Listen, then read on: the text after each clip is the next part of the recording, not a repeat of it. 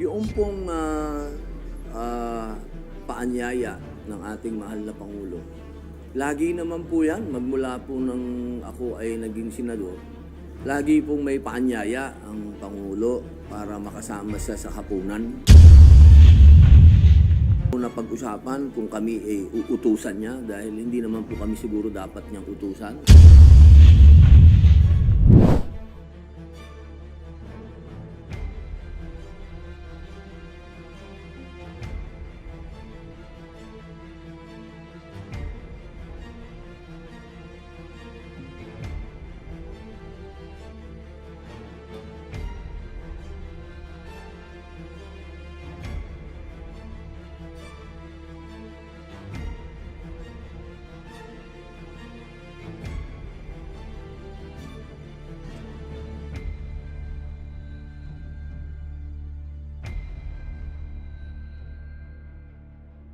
Attended po yung dinner with the president.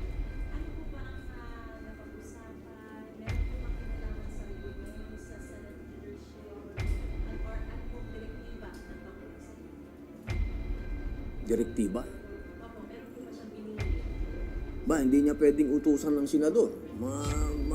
Magkahiwalay kami ng ano lang yun. Una, bismillah. A'udhu billahi minash shaitanir rajim. Bismillahirrahmanirrahim. Alhamdulillah rabbil alamin. Bismillahi wassalatu wassalamu ala rasulillahi. Assalamualaikum warahmatullahi wabarakatuh. Yung pong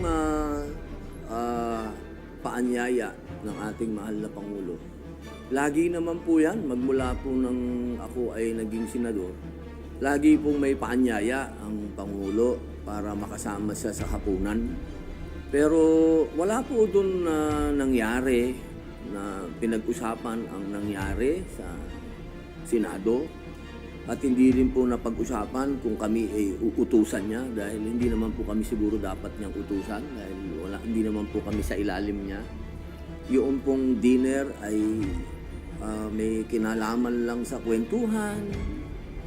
Wala pong pinag-usapan na patungkol po sa Senado. Wala po. Not even charter change. Wala po. Kung meron pong magbabanggit nun, ako yun. Pero hindi ko naman po nabanggit. Kasi parang casual po na nakakahiya naman magbanggit ng politika. Yung pinag-uusapan, mga anak ko. Tinatanong ng Pangulo, kamusta yung mga anak ko, kamusta yung asawa ko. So parang ang hirap po magpasok ng politika.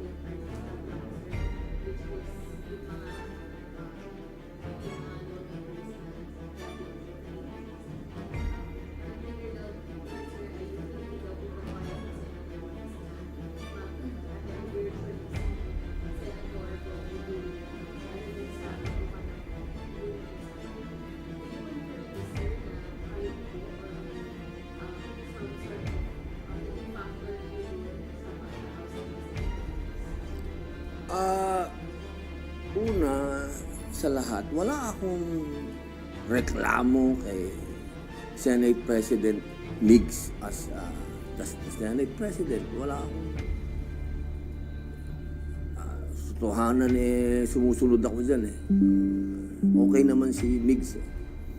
Yung nangyari, alam nyo, kami ng PDP, 4 kaming PDP. Okay, ako, Senator Bongo, Senator Bato, Senator Tolentino. Kami ay isang partido, kaya ang boto namin ay isa lang. Naiintindihan ko si Senator Bato kung bakit nagkaroon ng naging emosyonal siya sa pangyayari. Kasi talaga namang para sa akin, at alam ko naman yung nangyari dahil ako ang acting presidente ng PDP. Alam ko kung ano yung nangyari sa aming block. Sa aming block kasi, hindi pwedeng maghiwa-hiwalay. Kung ano yung boto ng isa, dapat yun ang boto ng lahat. Kaya nung kinausap namin si Bato, wala naman siyang nagawa. Wala na siyang nagawa. Kasi kailangan mamili siya, partido o yung kanyang matatawag natin na pakikisama kay SP, mix. Siyempre, nanaig yung pagiging party man niya. Kasi yun ang adhikain ng PDP. Kailangan sumunod ka sa sinasabi ng partido. Yun po ang napagdesisyonan namin. Kaya yung artista black o anong black yan, hindi po. Partido po namin ito ng PDP.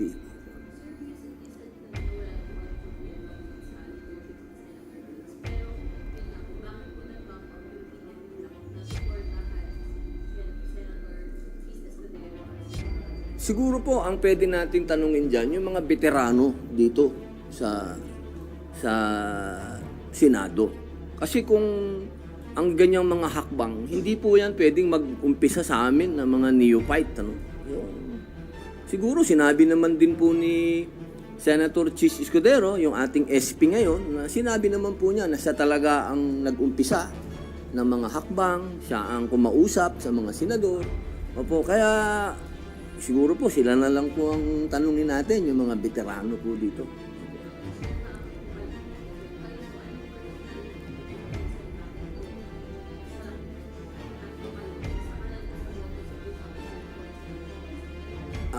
Siguro ito po para kasi hindi naman po naging unfair sa amin si SP Migs Siguro sa amin na lang po yung rason namin sabi nga ni SP Cheese yung mga ganitong mga pangyayari, hindi naman tayo kailangan magpaliwanag. Sabi niya, basta kung ano yung rason natin, yun na yun. Basta ako, ito po ay desisyon ng partido. Hindi po ito isang desisyon ng isang tao. Kung ano man ang sana ang hinihingi namin, wag naman masyadong kawawa naman si Bato. Kasi wala namang kasalanan si Bato. Si Bato sumunod lang sa partido.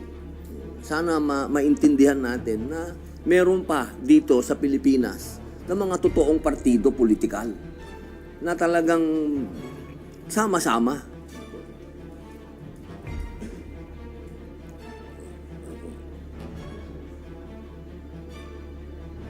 Yung pong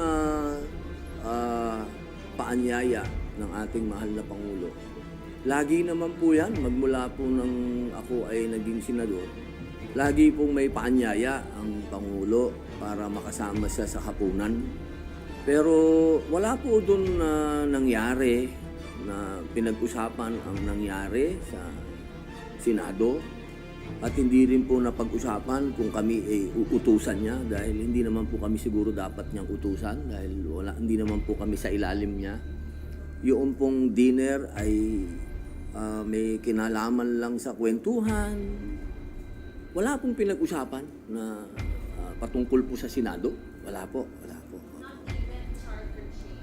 Wala po. Kung meron pong magbabanggit nun, ako yun. Pero hindi ko naman po nabanggit.